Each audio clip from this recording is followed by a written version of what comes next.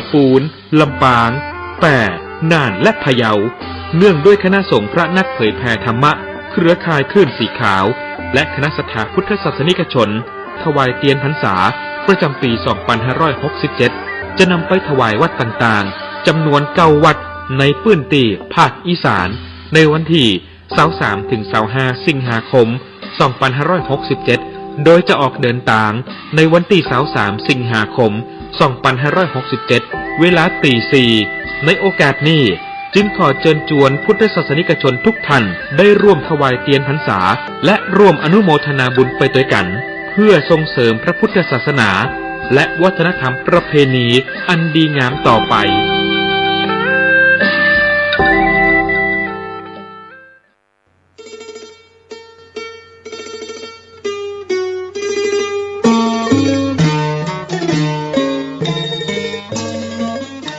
ข่าวสารเพื่อการประชาสัมพันธ์ด้วยทางวัดชัยสถานป่าเศร้าน้อยตำบลสันปุเรอำเภอดอยสะเก็ดจังหวัดเชียงใหม่มีพระครูประภัชชัยคุณดำรงตำแหน่งเจ้าอาวาสวัดชัยสถานป่าเศร้าน้อยเจ้าคณะตำบลสันปุเรอเขต 2พร้อมคณะศรัทธาและผู้ใจบุญร่วมบูรณะวิหารหลังใหญ่ของวัดในช่วงหลายเดือนที่ผ่านมาขณะนี้การบูรณะใกล้จะแล้วเสร็จก่อนเข้าพรรษาในช่วงเทศกาลเข้าพรรษาปีนี้จะใช้เป็นสถานที่บำเพ็ญกุศลตลอดฤดูกาลเข้าพรรษาและออกพรรษาก็มีการบูรณะเปลี่ยนหลังคากระเบื้องทั้งหมดแล้วก็บูรณะในส่วนต่างๆใกล้จะแล้วเสร็จหลายท่านที่ยังไม่มีโอกาสจะได้ร่วมบุญร่วมกุศลก็สามารถติดต่อสอบถามและร่วมทำบุญได้ที่พระครูประภัชชัยคุณเจ้าคณะตำบลสันปุเรอเขต 2เจ้าอาวาสวัดชัยสถานตำบลสันปุเรออำเภอดอยสะเก็ดจังหวัดเชียงใหม่หมายเลขโทรศัพท์0876572458 0876572458หรือที่0531143332ได้ทุกวันก็เป็นการบูรณะวิหารหลังใหญ่ของวัดชัยสถานป่าเศร้าน้อยตำบลสันปุเรออำเภอดอยสะเก็ดจังหวัดเชียงใหม่ก็ขออนุโมทนากับหลายคนหลายท่านได้ร่วมทำบุญไปแล้วและหลายท่านยังไม่ได้ร่วมบุญก็สามารถร่วมทำบุญในคราวครั้งนี้โดยทั่วหน้ากัน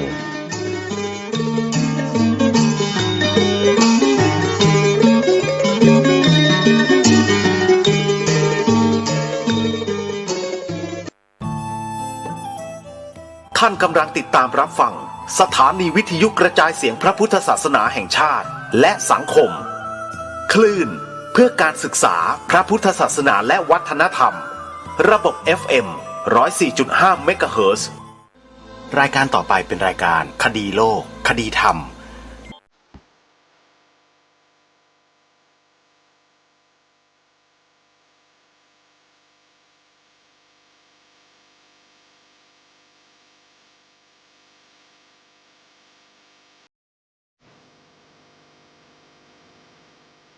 ขอกราบถวายความนอบน้อมแด่พระรัตนตรัยถวายความเคารพพระมหาเถระพระเถรานุเถระทุกท่านขอความสุขความเจริญในธรรมจงบังเกิดมีแด่ท่านสาธุชนที่กำลังติดตามรับฟังรายการจากสถานีวิทยุแห่งนี้ทุกท่านขอนำท่านผู้ฟังเข้าสู่รายการคดีโลกคดีธรรม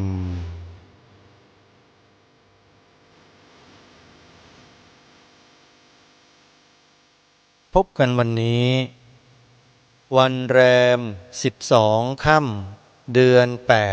8วันนี้ตรงกับวันพฤหัสบดีที่1สิงหาคม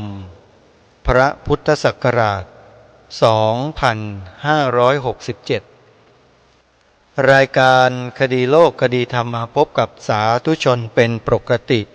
ทุกวันจันทร์ถึงวันศุกร์และวันเสาร์อาทิตย์ ทางสถานีวิทยุแห่งนี้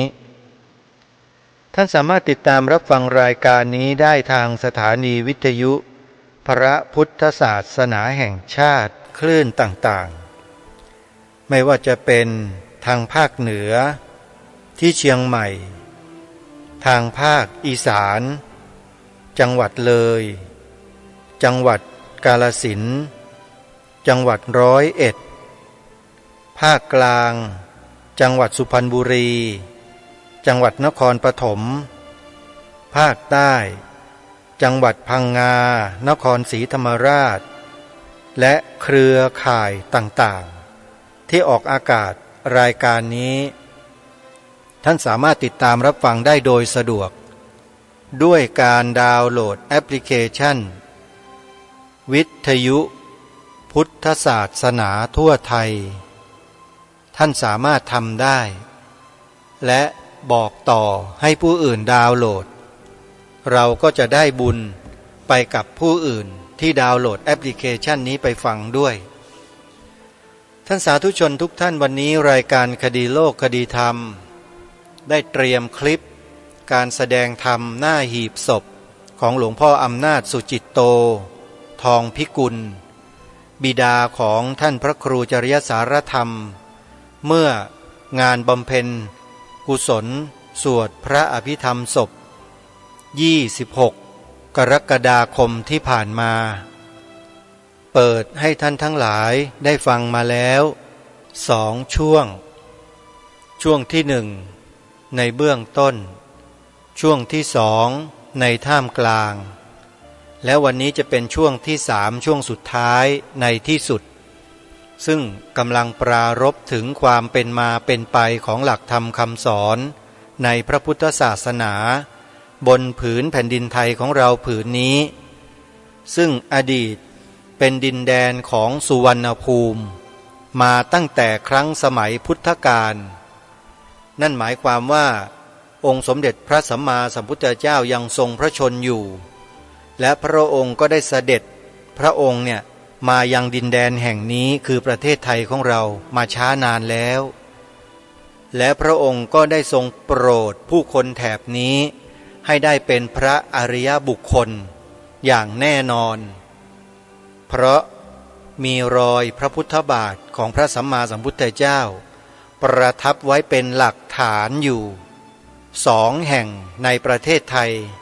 ที่มีบันทึกอยู่ในพระไตรปิฎก 1. วัดพระพุทธบาทสระบุรีจังหวัดสระบุรี 2. วัดพระธาตุดอยสะเก็ดอำเภอดอยสะเก็ดจังหวัดเชียงใหม่2 แห่งนี้นักปราชญ์บัณฑิตผู้รู้ทั้งหลายมีความตกลงปลงใจกันมั่นใจแล้วว่าเป็นรอยพระพุทธบาทของพระสัมมาสัมพุทธเจ้าอย่างแท้จริงใครต้องการไปพิสูจน์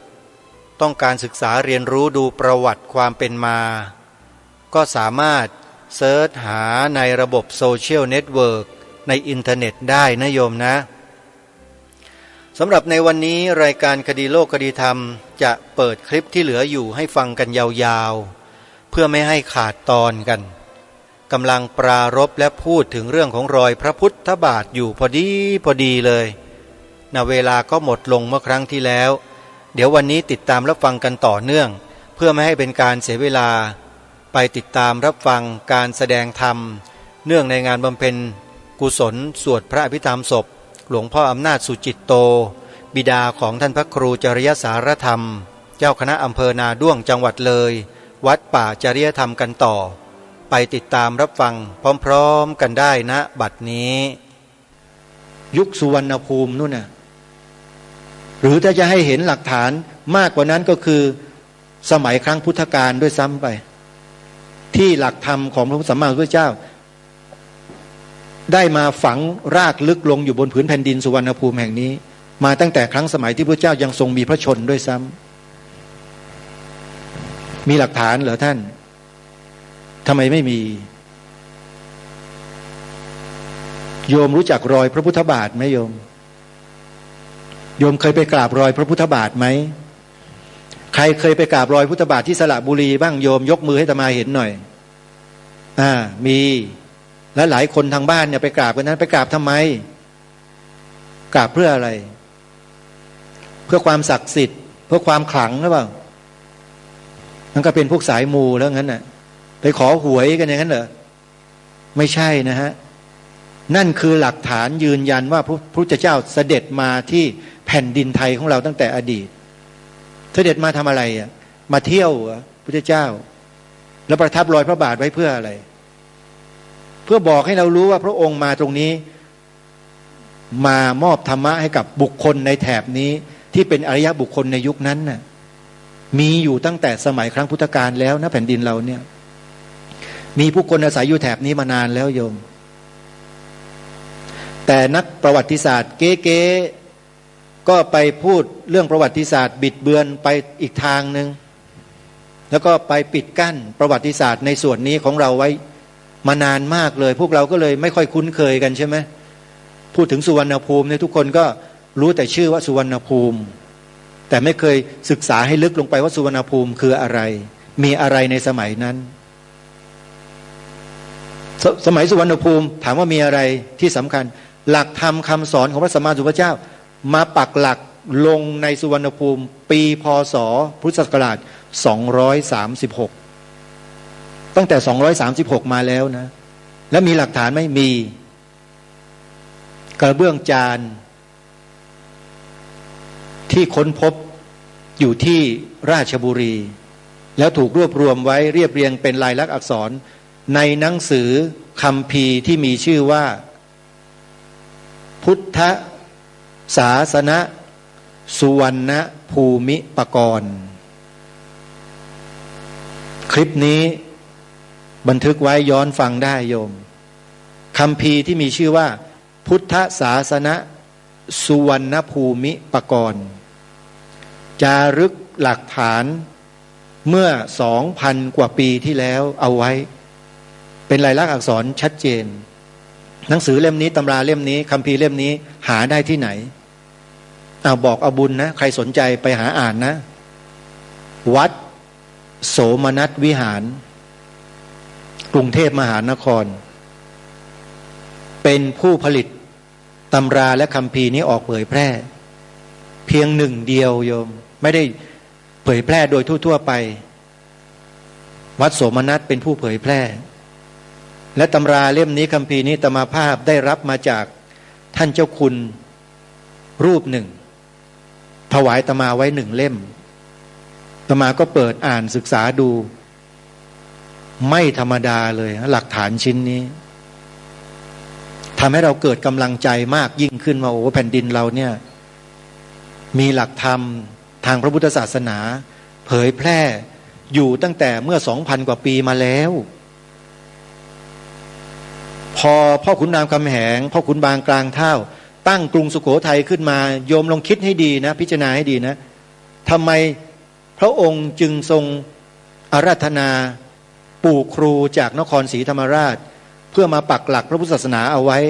ที่สุโขทัยทำได้ยังไงที่ทำได้เพราะคนของสุโขทัยสมัยอาณาจักรสุโขทัยนับถือศาสนาพุทธกันทั้งแผ่นดินแล้วจริงไหมพระองค์จึงทรงประกาศพระพุทธศาสนาเป็นศาสนาประจำสุโขทัยไงด้วยหลักศิลาจารึกหลักที่1ที่2ที่3ที่4ที่พระบาทสมเด็จพระจอมเกล้าเจ้าอยู่หัวรัชกาลที่4ทรงอัญเชิญหรือว่าทรงให้ข้าราชบริพารเจ้าหน้าที่เนี่ยอัญเชิญหรือนำมาประดิษฐานไว้ที่พิพิธภัณฑ์สถานแห่งชาติพระนครทุกวันนี้แล้วมีผู้ที่ถอดอักษรเหล่านั้นออกมาเป็นภาษาไทยให้เราอ่านอยู่ด้วยในนั้นบ่งบอกถึงความที่แผ่นดินนี้มีศาสนาพุทธมาถึง 2,000 กว่าปีแล้วและผู้คนในแถบนี้ก็นับถือศาสนาพุทธมานานแล้วโยมไม่ใช่เพิ่งเกิดและที่อาตมาภาพพูดเรื่องนี้มาโดยตลอดเนี่ยเพราะอยากจะให้เราเนี่ยได้สำนึกถึงบรรพชนของเราในอดีตที่ท่านสืบสารรักษาต่อยอดหลักธรรมคำสอนนี้มาให้แก่พวกเราอย่างยากลำบากเสียสละเลือดเนื้อและชีวิตดูแลรักษาปกป้องมาถ้าท่านไม่สละศาสนาพุทธมาถึงเราไม่ได้ เพราะคนต่างศาสนาพยายามที่จะล่าอาณานิคมประเทศเราให้ตกเป็นเมืองขึ้นแล้วก็จะเปลี่ยนศาสนาจากศาสนาพุทธให้เป็นศาสนาอื่นแต่ด้วยพระปรีชาสามารถขององค์พระมหากษัตริย์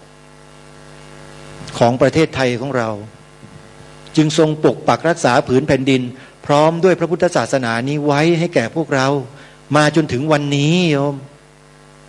และที่อาตมาภาพเป็นแบบเนี้ยพูดจาแบบเนี้ย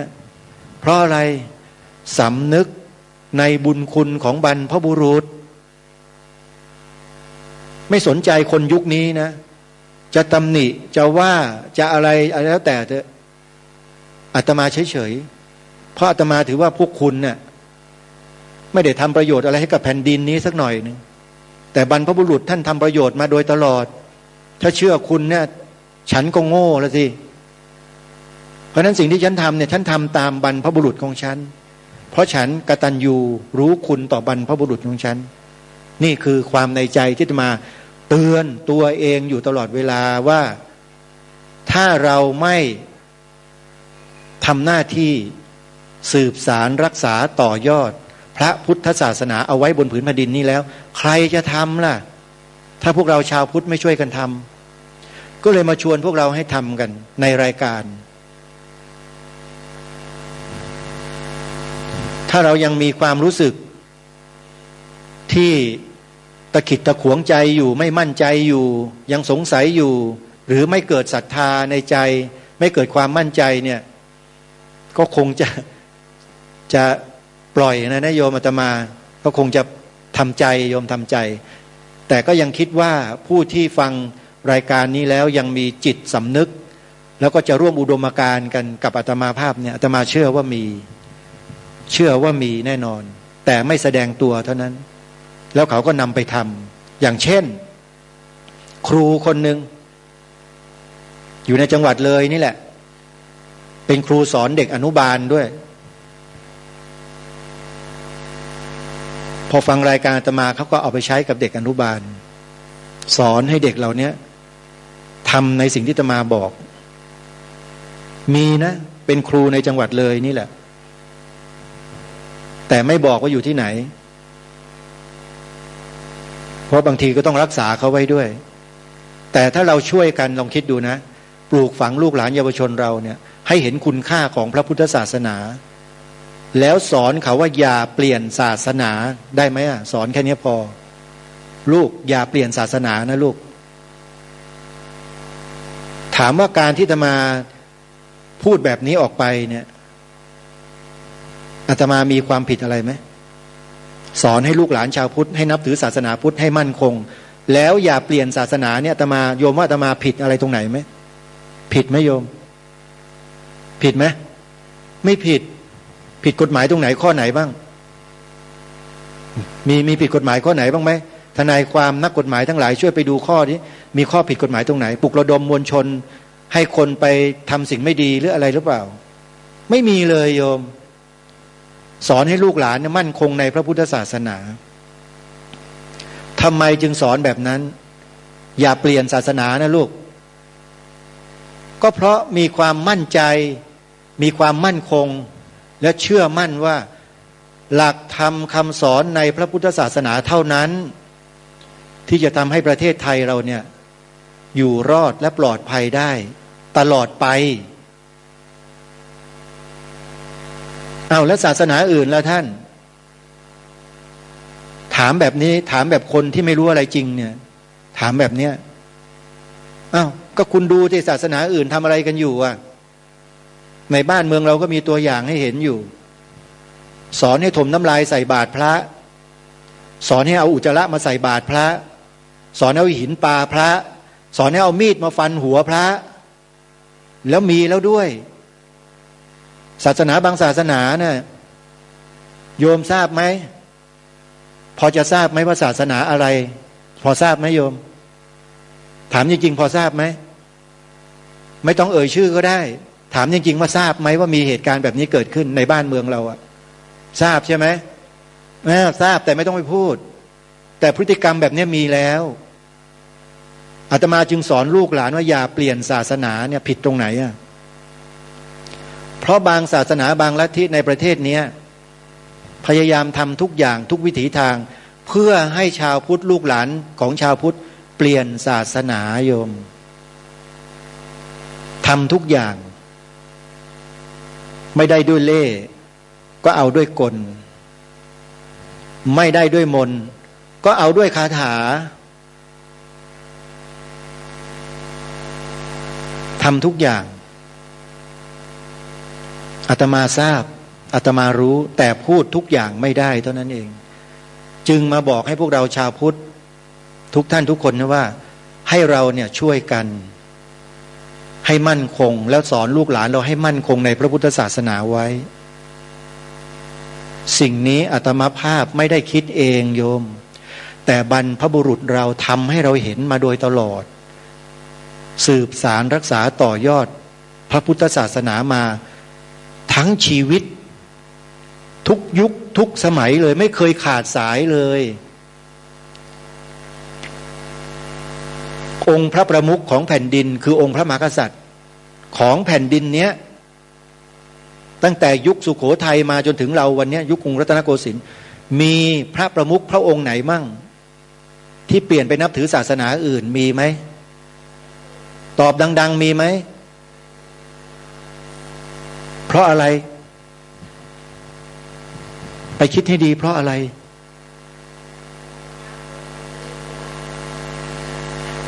เพราะทุกพระองค์ทรงมีแนวพระราชดำริทรงมีพระราชสำนึกในพระราชฤทัยอยู่เสมอถึงพระราชบรรพบุรุษของพระองค์ท่านที่ทรงสละพระชนชีพเพื่อรักษาสิ่งนี้มาแล้วจึงทรงกล้าประกาศด้วยพระวาจาของพระองค์ท่านออกมาชัดเจนว่าพระพุทธศาสนาเป็นศาสนาประจำชาติของเราก็คือชาติไทยเนี่ยที่อาตมารณรงค์อยู่ทุกวันเนี่ยโยมนี่คือพระราชดำรัสขององค์พระมหากษัตริย์นะก็นี่ไงล่ะที่อาตมาบอกโยมอยู่เนี่ยพระพุทธศาสนาเป็นศาสนาประจำชาติของเราอาตมาใส่คำว่าไทยเข้าไปคำหนึ่งเพื่อให้ชัดเจน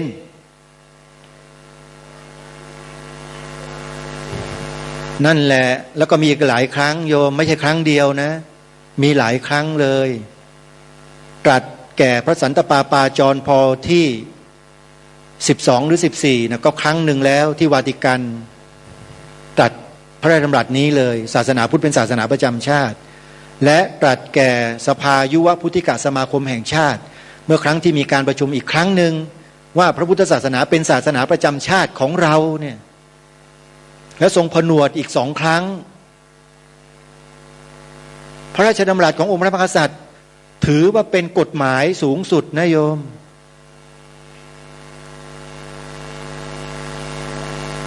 แล้วถ้าเราไม่ช่วยกันถ่ายทอดสิ่งนี้ลงไปสู่ลูกหลานเยาวชนคนไทยเราให้สำนึกในพระมหากรุณาธิคุณให้มั่นคงอยู่ในศาสนาของชาติเราก็บกพร่องแล้วล่ะในฐานะที่เป็นประสบนิกรของพระองค์ท่านประการหนึ่งบกพร่องนะฮะและเป็นประการที่สำคัญด้วย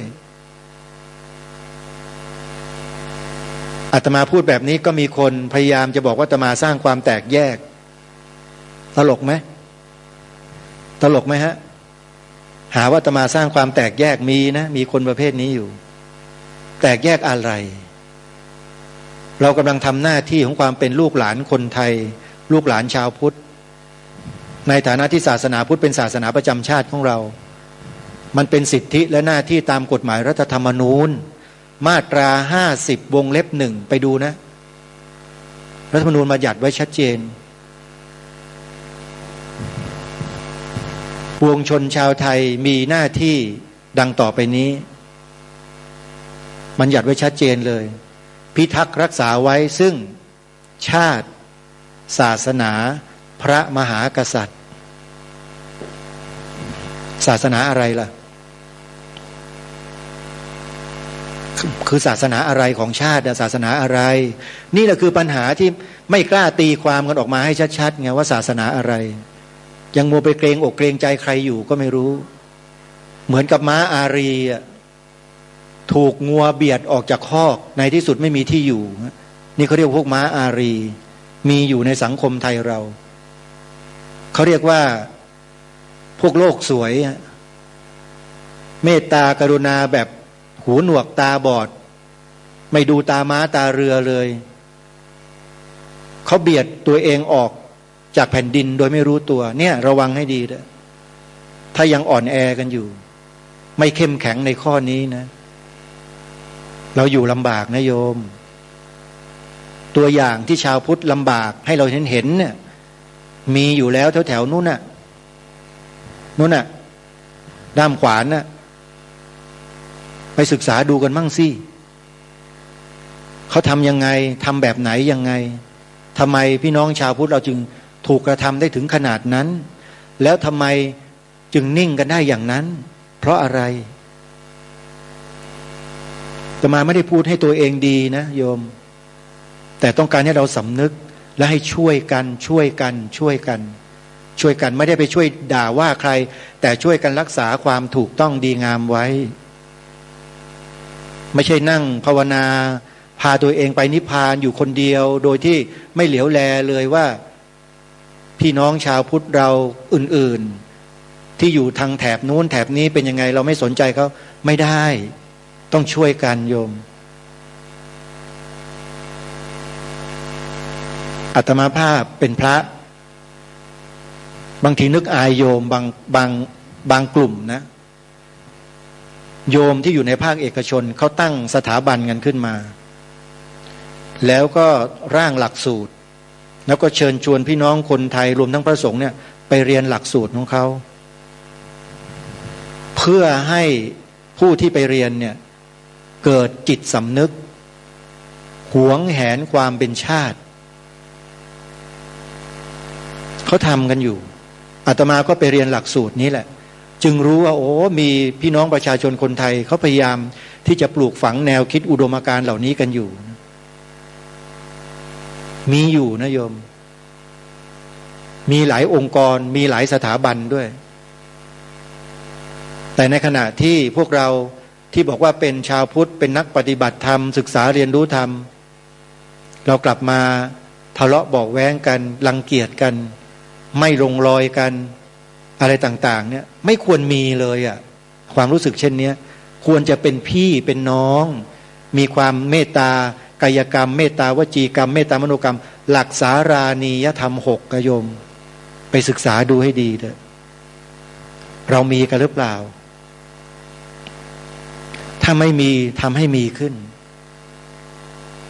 แล้วเมื่อมีขึ้นแล้วสังคมเรานี่จะเข้มแข็งมากๆเลยเพราะเป็นหลักสารานิยธรรม6เนี่ยเป็นหลักที่ทำให้เกิดความรักความสามัคคีในหมู่พี่น้องประชาชนคนไทยได้อย่างยอดเยี่ยมที่สุดจะพูดจะทำจะคิดให้อยู่บนพื้นฐานของความเมตตาต่อกันโยมอย่ามีอคติอย่ามีความรังเกียจกันให้ช่วยเหลือเกื้อกูลกันนี่คือหลักธรรมพื้นที่พวกเราปุถุชนคนธรรมดาอย่างอาตมาอย่างครูบาอาจารย์อย่างพวกเราเนี่ยเราสามารถสร้างให้เกิดมีขึ้นได้แล้วมันจะเป็นพลังอย่างมหาศาลเลยความรักความสามัคคีเป็นน้ำหนึ่งใจเดียวกันเหมือนกับเราลงเรือลำเดียวกันแล้วเนี่ยครูบาอาจารย์มีพระสัมมาสัมพุทธเจ้าเป็นต้นมอบไม้พายให้คนละเล่มคนละอันนึงแล้วก็บอกว่าให้พายไปทางนี้นะแล้วจะไปสู่จุดหมายด้วยกันนะฟังให้ดีแต่ปรากฏว่าต่างคนต่างพายโยมลองคิดดูว่าเรือมันจะไปไหนอ่ะมันโยมแม่ชีอีกคนนึงหันหน้าไปอีกทางนึงแล้วอีกคนหันหน้าไปทางแล้วก็พายต่างคนต่างพายมันจะไปไหนแล้วเรือโยมนี่อุปมาเหมือนกับประเทศเนี้ยต่างคนต่างพายมันไปได้ไหมล่ะเพราะฉะนั้นมันต้องไปในทิศทางเดียวกันทีนี้จะไปในทิศทางเดียวกันเนี่ยมันต้องเริ่มจากจุดไหนจากความเห็นนะความคิดความเห็นเราเนี่ยในใจเราเนี่ยเห็นไปในทางเดียวกันไหมอ้าว ประเทศเรามีหลักของประเทศอยู่อย่างนี้นะเราก็ทำการศึกษาเรียนรู้ให้เหมือนกันว่าหลักของประเทศมีอะไรบ้างมีชาติศาสนาพระมหากษัตริย์มันเกิดปัญหาอยู่ตรงนี้ตรงศาสนาเนี่ยคำว่าชาติศาสนาพระมหากษัตริย์ของประเทศไทยเราเนี่ยมีคนพยายามไปบิดเบือนตีความเป็นอย่างอื่นนะโยมศาสนาเนี่ยไปตีความสีขาวธงชาติเป็นศาสนาอื่นนะอย่างที่มาพูดในรายการเนี่ยถ้าเราไม่เป็นไปในทิศทางเดียวกันนะแล้วไปหลงเชื่อเนี่ยเขาว่าหันหลังพายเรือแล้วเนี่ยหันหลังชนกันแล้วพายแล้วเห็นไหมมันไม่เป็นไปในทิศทางเดียวกันมันก็จบเท่านั้นสิเรือก็ล่มเดี๋ยวพายุมาก็พอดีไม่ถึงฝั่งสักทีมีคนพยายามบิดเบือนความหมายสีขาวธงชาติแปลให้ไปเป็นอย่างอื่นที่นอกเหนือไปจากพระราชนิพนธ์ความหมายธงไตรรงค์หรือธงชาติที่พระมหากษัตริย์พระราชทานไว้ให้แต่พวกเราไม่ช่วยกันเองไม่ศึกษาให้ดีไม่ฟังความให้เข้าใจแล้วเราก็ต่างคนต่างพายบางคนก็นิ่งเฉยเลยนอกจากไม่พายแล้วก็เอาราน้ำเท้าราน้ำมีนะเนี่ยนี่คือหลักของประเทศที่เราจะต้องนำพาไปด้วยกันให้มั่นคงถาวรเพื่อไปสู่เป้าหมายคือความสุขอมตะอันสูงสุดคือพระนิพพานแล้วท่านไม่ช่วยนำพาหลักนี้ไปแล้วมีคนมาเปลี่ยนหลักเรือจมสิฮะเพราะหลักนั้นมันไม่ได้สร้างสรรค์นะมันทำลายมาหลายประเทศแล้วมีแต่สู้รบราฆ่าฟันกันไม่หยุดไม่หย่อนโยมเอ้ยหลักอื่นน่ะถ้าไม่ยึดถือหลักศาสนาพุทธแล้วโยมอย่าไปยึดเลยหลักอื่นนะมันไม่ได้หรอกนะแล้วเราก็มีพระสงฆ์เนี่ยครูบาอาจารย์เนี่ยเป็นหลักให้เราอยู่แล้วนะ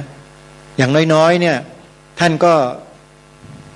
เผยแผ่หลักธรรมคำสอนการประพฤติวัดการปฏิบัติอยู่ทุกวัน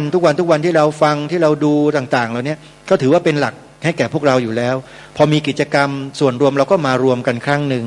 แล้วก็มาแสดงออกมีครูบาอาจารย์ต่างๆท่านมาแสดงมากล่าวธรรมเราก็มาฟังเก็บเกี่ยวเอาความรู้ต่างๆเหล่านั้นไปพิจารณาศึกษาหาข้อมูลแต่ละท่านแต่ละองค์แต่ละรูปที่ท่านกล่าวท่านแสดงมาเนี่ยข้อธรรมเป็นไปในทิศทางเดียวกันไหมมันมีความขัดแย้งกันไหมองค์นี้สอนอย่างนี้องค์นี้สอนแบบนั้นองค์นั้นสอนอย่างนี้ในข้อเดียวกันขัดกันไหมต้องดูให้ดีด้วยไม่ใช่ว่าองค์หนึ่งท่านศึกษามาสอนเราบอกว่าพระอรหันต์พระอนาคามีจะกลับมาเกิดอีกเนี่ยเป็นมนุษย์หรือเป็นเทวดาในชั้นกามภูมินั่นไม่ได้นะหลักคัมภีร์ท่านว่าไว้อย่างนี้แต่มาอีกองค์หนึ่งสอนบอกว่าพระอนาคามีเนี่ยถ้าอธิษฐานอยากจะมาเกิดเป็นมนุษย์ก็เกิดได้นะแล้วโยมก็ไปเชื่อไปหลงกันมันก็กลายเป็นทิฏฐิวิบัติเท่านั้นนะก็เกิดการทะเลาะเบาะแว้งแตกแยกกันในที่สุดซึ่งมีแล้วนะฮะมีแล้วนะที่ทำแบบนี้มีแล้วเห็นไหมฮะเพราะฉะนั้นอย่าประมาทในเรื่องของหลักธรรมคำสอนแม้แต่เพียงเล็กน้อยที่ครูบาอาจารย์ท่านกล่าวท่านแสดงเนี่ยเราต้องนำไปขบคิดพิจารณาศึกษาหาข้อมูลเพิ่มเติมยึดหลักที่ถูกต้องเอาไว้อย่างวัดป่าจะได้ทำเนี่ยมีครูบาอาจารย์ที่เป็นหลักอยู่ก็คือท่านพระอาจารย์มหาสมปองมุทิโตที่ท่านมาแสดงธรรมเมื่อตอนเย็นวันนี้ที่ผ่านมาเนี่ยเป็นครูบาอาจารย์สายบาลีใหญ่หลักท่านแม่นการอธิบายความท่านถูกต้องตรงตามสภาวะทุกอย่าง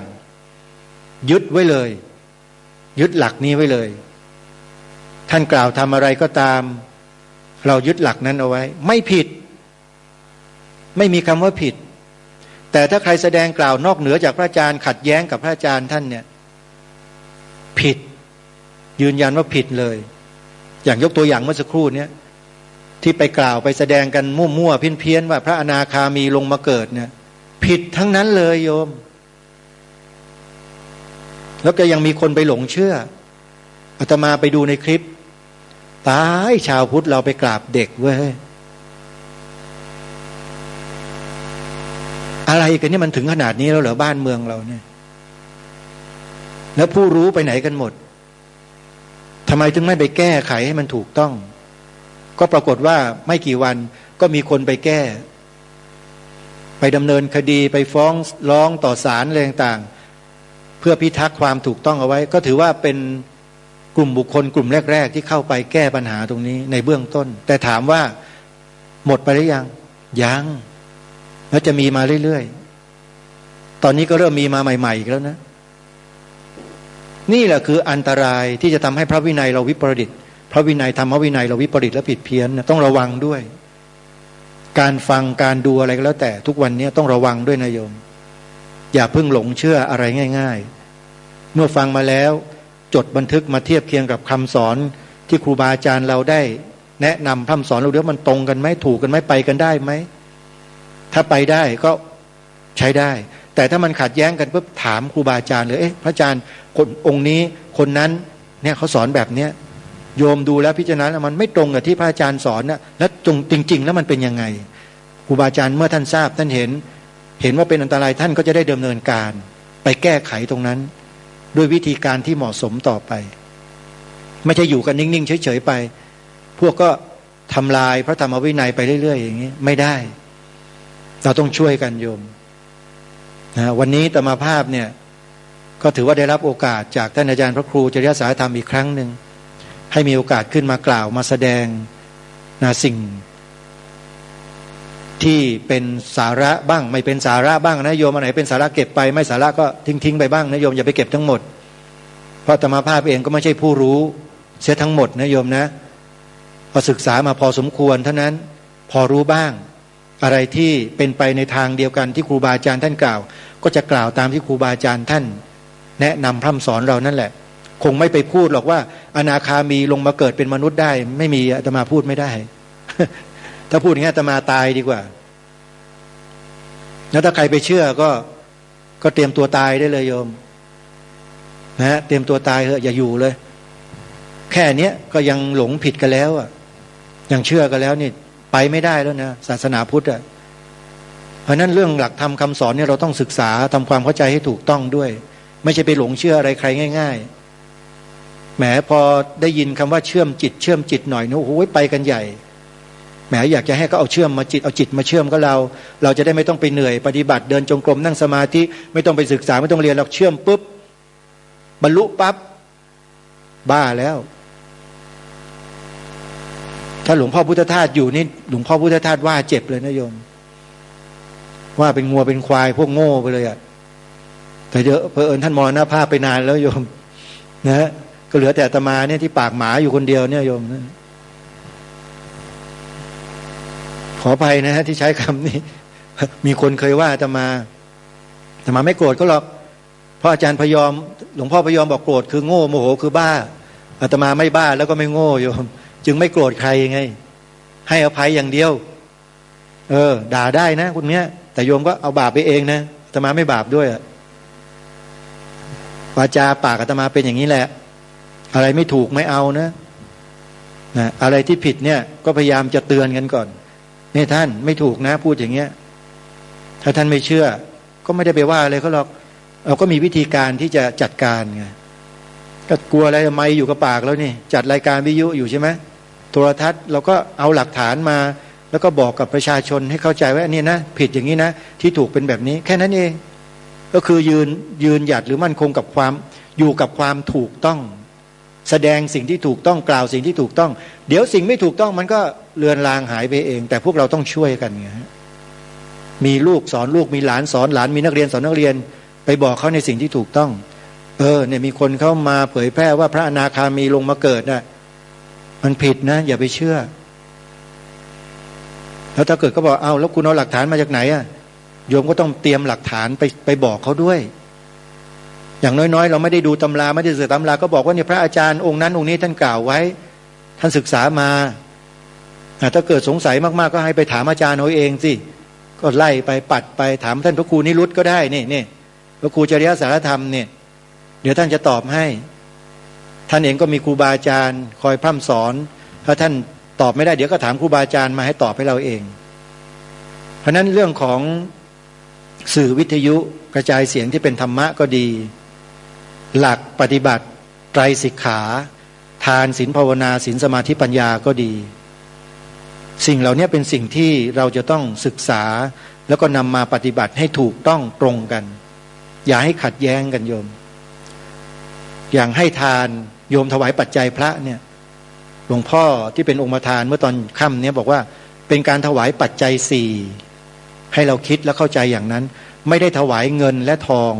ตามคนที่เขากล่าวหาว่าเราเนี่ยพระสงฆ์เนี่ยรับเงินรับทองปัจจัย4ไม่ใช่เงินทองโยมธนบัตรและเหรียญกระสาบที่โยมถวายพระเนี่ยมันเป็นสัญลักษณ์หรือเป็นตัวสมมุติแทนปัจจัย4ที่พระสงฆ์สามารถรับแล้วให้ลูกศิษย์ไปแปลสภาพเป็นปัจจัยเครื่องอาศัยที่ใช้ที่เหมาะสมกับสมณสารูปได้ไม่ใช่เงินที่เป็นรูปิยะไม่ใช่ทองที่เป็นสุวรรณะก้อนเงินก้อนทองไม่ใช่ดังนั้นคนก็ไปเข้าใจไปหลงเชื่อผิดๆแล้วก็เลยเลิกถวายเลยแล้วเราจะอยู่กันยังไงล่ะโยมพระทำงานทำการก็ลำบากจะไปไหนมาไหนก็ลำบากใช่ไหมฮะพิจารณาด้วยปัญญาโยมอย่าหลงเชื่ออะไรง่ายๆพอเขาบอกว่าเป็นคำสอนของพระพุทธเจ้าก็เชื่อก็ไปซะทั้งหมดเลยโดยที่ตัวเองก็ยังไม่ได้ศึกษาให้ดีซะก่อนใครอ้างว่าเป็นคำสอนของพระเจ้าก็เชื่อไปหมดเลยอย่างเงี้ยไม่ได้ในหลักของเกสปุตตสูตรหรือกาลามสูตรเนี่ย10 ข้อเนี่ยโยมไปดูศึกษาให้ดีและศึกษาให้ครบนะไม่ใช่10 ข้อนะแล้วหยุดมีสิ่งที่พระพุทธเจ้าอธิบายปิดท้ายไว้อีกอะไรที่กล่าวแล้วแสดงแล้วทำแล้วปฏิบัติแล้วเกิดเป็นประโยชน์ไม่เป็นโทษสิ่งนั้นเชื่อได้ไม่เป็นประโยชน์และไม่เป็นโทษนะเชื่อได้ในกาลามสูตร10 ข้อเนี่ยศึกษาให้ดีแล้วเราก็จะยังความถูกต้องเอาไว้ได้อย่างต่อเนื่อง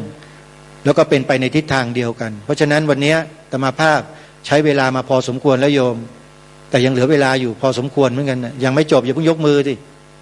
แหมรีบจังเลยจะไล่แล้วเหรอปรารภนิดนึงหลวงพ่ออำนาจท่านเป็นพระเป็นบิดาของท่านพระครูจริยสารธรรมบวชเป็นพระมา5 พรรษามาก็ต้องนึกถึงตัวอาตมาเองเทียบเคียงอาตมาก็บิดาอาตมาก็บวชเป็นพระแต่บิดาหรือพ่ออาตมาบวชมาก่อนอาตมาพรรษาหนึ่งแล้วก็เป็นมะเร็งที่กล่องเสียงทีนี้ไม่รู้สิฮะไม่มีใครบอกก็ไปเจาะคอฮะไปเจาะหลอดลมเนี่ยแล้วก็ใส่อาหารเข้าทางนี้ก็เลยอยู่ไม่ได้เหมือนกันมรณภาพมันลุกลามไปที่ปอดลุกลามไปที่ตับดูแลรักษาท่านอยู่ที่วัดนะนำพาท่านมาจากต่างจังหวัดท่านอยู่ต่างจังหวัดมาอยู่วัดประมาณทั้ง2 ปีดูแลอยู่ต้องซักชั่นเขาเรียกซักชั่นใครเป็นพยาบาลจะรู้ใช่ไหมฮะดูดเสลดอะที่คอเนี่ยด้วยเครื่องซักชั่นน่ะซื้อมาแล้วก็มาทำเองด้วยไม่มีใครทำนะอาตมาทำเองทุกวันตอนเช้าจะต้องซักชั่นตอนเย็นจะต้องซักชั่นดูดเสลดที่คอเนี่ยออกแล้วก็ต้องคอยป้อนอาหารให้ท่านเนี่ยทำอยู่อย่างเงี้ยเกือบ2 ปีโยมดูแลท่านจนกระทั่งมรณภาพที่โรงพยาบาลสงฆ์ตอนที่จะสิ้นลมเหลืออาตมาอยู่องค์เดียวนะญาติน้องชายก็ไปทำธุระอะไรไม่รู้อาตมาก็เห็นหลวงพ่อคงจะสิ้นวันนี้ก็เลยไม่ไปไหนแล้วอยู่ที่เตียงผู้ป่วยที่โรงพยาบาลสงฆ์แล้วก็ช้อนที่คอท่านขึ้นมาแล้วก็เปิดบทสวดมนต์ธรรมจักรเนี่ยใส่หูท่านให้ฟังบอกพ่อฟังนะจนกระทั่งหายใจพะงาบเงี้ยโยมจนกระทั่งเงียบไปในที่สุดแล้วก็บำเพ็ญกุศลสวดอภิธรรมศพเหมือนอย่างเงี้ยแต่ไม่ได้มาทำลักษณะที่ท่านพระครูทำนี่ท่านพระครูทำนี่ทำแบบมีการ ทำกิจกรรมเพื่อสร้างบุญสร้างกุศลใหญ่โตโมโหลานเนี่ยมาปฏิบัติธรรมมาแสดงธรรมอย่างนี้แต่มาไม่ได้ทำอย่างนั้นทำเหมือนกับที่ในเมืองเขาทำกันน่ะสวดพระอภิธรรมจบแล้วก็ปิดศาลาเสร็จวันรุ่งขึ้นก็ให้เจ้าหน้าที่นำอาหารมาตั้งถวายไว้พอตอนเย็นก็ทำพิธีสวดอภิธรรมอย่างเงี้ยสวดอยู่ประมาณสัก 4-5 คืนแล้วก็ชาปนกิจแบบง่ายๆแล้วก็ทำบุญให้ท่านครบ100 วันแล้วก็นำอัฐิไปลอยอังคารให้ก็จบอาตมาก็มีประสบการณ์เดียวกับท่านพระครูจริยสาธรรมพ่อบวชเป็นพระแล้วก็มรณะด้วยโรคเดียวกันคือมะเร็งพยายามหายาที่ดีที่สุดที่เขาบอกว่าฉันแล้วกินแล้วหายไปมันทุกที่รักษาอยู่ที่นั่นที่นี่ก็พาไปอยากจะให้หลวงพ่อหายแต่สุดท้ายคนเราเนี่ยมันหลีกเลี่ยงไม่ได้มรณกรรมก็ต้องรับเพราะวาระมันหมดอายุขยะมรณะเขาเรียกว่าอายุไขหมดแล้วสิ้นแล้วก็ต้องปล่อยไปตามเหตุปัจจัยพยายามพาไปโรงพยาบาลรักษาเยียวยาแล้วทุกสิ่งทุกอย่างแล้วมันเอาไม่อยู่ก็ต้องทำใจถามว่าอาตมาร้องไห้ป่ะแปลกไม่ได้ร้องไห้เลยแต่ว่าปรงธรรมสังเวชเหมือนอย่างที่ท่านพระอาจารย์มหาสมปองท่านเทศวันนี้เห็นไหมสังเวคะนำเอามาเป็นธรรมะเตือนใจตัวเองสักวันหนึ่งเราก็จะเป็นอย่างนี้แหละเพราะฉะนั้นก่อนที่จะเป็นอย่างเนี้ยลมหายใจกำลังกายกำลังใจยังดีอยู่นะทำอะไรเตือนตัวเองทำอะไรดีให้มันสุดๆไปเลยก็เลยเลือกมาทำเอาหน้าที่อย่างที่โยมทราบนี่แหละมาปลุกระดมประชาชนให้รักชาติศาสนาพระมหากษัตริย์ถ้าโยมว่าอาตมาทำอย่างเงี้ยผิดไหมโยมรณรงค์ให้ประชาชนรักชาติศาสนาพระมหากษัตริย์นี่ผิดไหมโยมไม่ผิดเนาะไม่ผิดโยมทำได้สไตล์ใครก็สไตล์ของใครไม่เหมือนกันโยมท่านพระครูเองท่านพระครูอุดมวรานุวัฒน์นี่หนักกว่าอาตมาอีกนะรู้จักไหมพระครูอุดมวรานุวัฒน์วัดศรีอุดมวงศ์ใครเป็นลูกศิษย์วัดศรีอุดมวงศ์บ้าง นั่น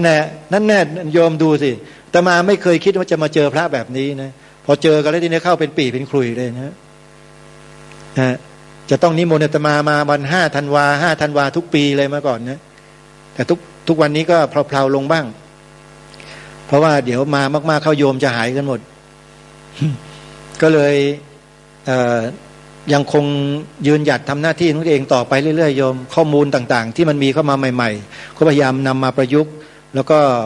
ใช้วิธีการนำเสนอให้ญาติโยมได้ช่วยกันนำไปถ่ายทอดให้ลูกหลานให้เยาวชนคนไทยเราให้ยืนหยัดอยู่บนหลักการของชาติบ้านเมืองให้ถูกต้องพายเรือไปในทิศทางเดียวกันให้เรือไปสู่จุดหมายโดยสวัสดิภาพ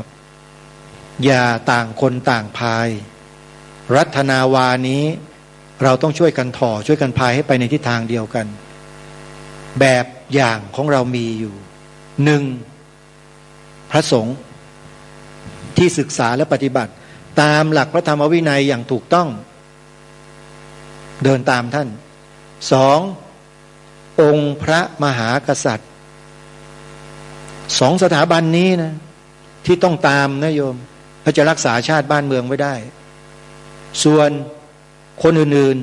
ๆยังไม่แน่เพราะเราไม่มั่นใจว่าท่านเหล่านั้นที่มีอำนาจอยู่ในบ้านเมืองเนี่ยจะเป็นเหมือนอย่างองค์พระมหากษัตริย์จะเป็นเหมือนอย่างพระสงฆ์ที่ปฏิบัติดีปฏิบัติชอบศึกษาเรียนรู้ธรรมวินัยมาเป็นอย่างดีหรือเปล่าเราไม่มั่นใจเพราะตัวอย่างที่ทำให้บ้านเมืองเกิดความแตกแยกก็มีเยอะแยะไปใช่ไหมก่อให้เกิดการรัฐประหารยึดอำนาจเขียนรัฐธรรมนูญออกมาลบล้างวัฒนธรรมจารีตประเพณีเดิมๆออกเปลี่ยนหลักสูตรการศึกษาชาติจากวิชาศิลธรรมหน้าที่พลเมืองประวัติศาสตร์ชาติไทยที่พวกเราเคยเรียนเคยอบรมพร่ำสอนกันก็ยกเลิกไปจนกระทั่งเด็กทุกวันนี้ไม่รู้จักชาติตัวเองกันแล้วเราก็เลยไม่มั่นใจคนเหล่านี้เพราะฉะนั้นถ้าเราต้องการจะรักษาชาติรักษาพระศาสนารักษาสถาบันกษัตริย์ต้องเดินตาม บุคคลที่เป็นแบบอย่างที่ดีอย่างที่กล่าวมาเมื่อสักครู่นี้ คือบุคคลที่มีสรรพนามนำหน้าว่าพระไปดูเอาเองว่ามีใครบ้างที่นำหน้าว่าพระทุกวันนี้นั่นแหละโยมตามเถอะไม่เสียหายยกเว้นพระที่นอกรีดนะนอกรีดนอกพระธรรมวินัยบิดเบือนพระธรรมวินัยอย่างที่กล่าวมานั้นอย่าไปเชื่อคัมภีร์พระพุทธศาสนาสอนมาแบบนี้แต่ไปสอนอีกแบบหนึ่งเนี่ยหยุดเลยนั้นต้องอย่าไปทำอย่าไปตามนะจะเป็นอันตรายต่อพระศาสนาของเรานะวันนี้ก็พอสมควรกับเวลานะโยมนะคำพูดใดวาจาใดก็ตามที่อาตมาภาพเปล่งไปกล่าวไปถ้ามันเป็นโทษเป็นภัยทำให้ใครเดือดร้อนจิตใจก็ขอขมาแล้วก็ขอนำกลับคืนมาให้อาตมาให้หมดสิ่งใดที่ดีมีประโยชน์มีคุณค่าอาตมาขอมอบให้กับทุกท่านทุกคนเพื่อสร้างกุศลให้เกิดเจริญงอกงามในจิตใจยิ่งขึ้นและสุดท้ายนี้ขอฝากทุกท่านว่าหลักไตรสิกขาที่อาตมาภาพกล่าวมาตั้งแต่เบื้องต้นให้พวกเราได้หมั่นศึกษาให้เข้าใจและปฏิบัติให้ถูกต้องตรงกันจะยังพระศาสนายังประเทศชาติบ้านเมืองพร้อมทั้งสถาบันพระมหากษัตริย์ของเราเนี่ยให้เจริญมั่นคงได้อย่างแน่นอนด้วยหลักไตรสิกขาอันนี้เองคือพูดคิดกระทำแต่สิ่งที่ดีที่ถูกต้องแล้วเราจะปกป้องสถาบันทั้งสามของชาติบ้านเมืองของเราไว้ได้ร่วมกันขอความสุขความเจริญความมั่นคงในชีวิตสุขภาพที่แข็งแรงจงบังเกิดมีขึ้นแก่ทุกท่านทุกคนคิดปรารถนาสิ่งใดที่ชอบประกอบด้วยธรรมแล้วไซร้ขอให้ความปรารถนานั้นจงพลันสำเร็จจงพลันสำเร็จด้วยกันทุกท่านทุกคนเทิน